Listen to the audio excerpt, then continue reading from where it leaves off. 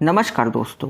19 अप्रैल 2024 से शुरू हुए लोकसभा चुनाव 1 जून 2024 को जाकर ख़त्म हो चुके हैं। जब चुनाव शुरू हुए थे तब सबको नतीजा एक तरफा लग रहा था। बड़े बड़े पत्रकार, चुनावी विशेषज्ञ भाजपा के 400 पार वाले नारे को दोहराते हुए चुनाव को एक तरफा बताने में लगे हुए थे। लेकिन जैसे ही चुनाव शुरू हुआ, माहौल बदलना शुरू हो गया। भाजपा नेताओं का संविधान बदलने की बात हो या फिर विपक्ष का खुद के एजेंडे पर टिका रहना हो, इन सब मुद्दों ने चुनाव को दिलचस्प बना दिया।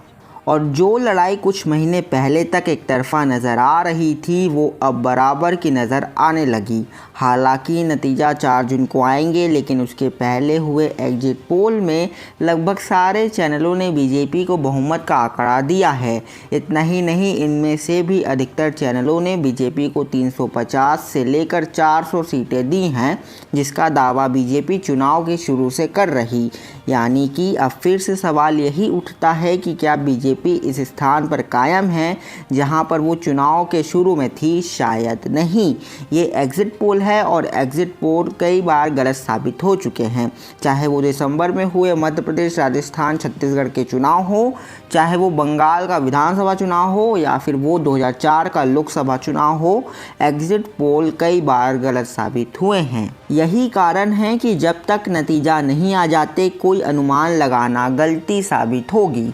कांग्रेस ने पहले एग्जिट पोल में अपने प्रवक्ताओं को भेजने से मना किया था, लेकिन जब 7वें फेज का मतदान खत्म हुआ, उस दौरान इंडिया अलायंस की पार्टियों के बीच एक मीटिंग हुई। इसके बाद उन्होंने कहा कि हम लोकसभा चुनाव में 295 से ज़्यादा सीटें जीत रहे और हमारे प्रवक्ता एग्जिट पोल वाले डिबेट में हिस्सा लेंगे।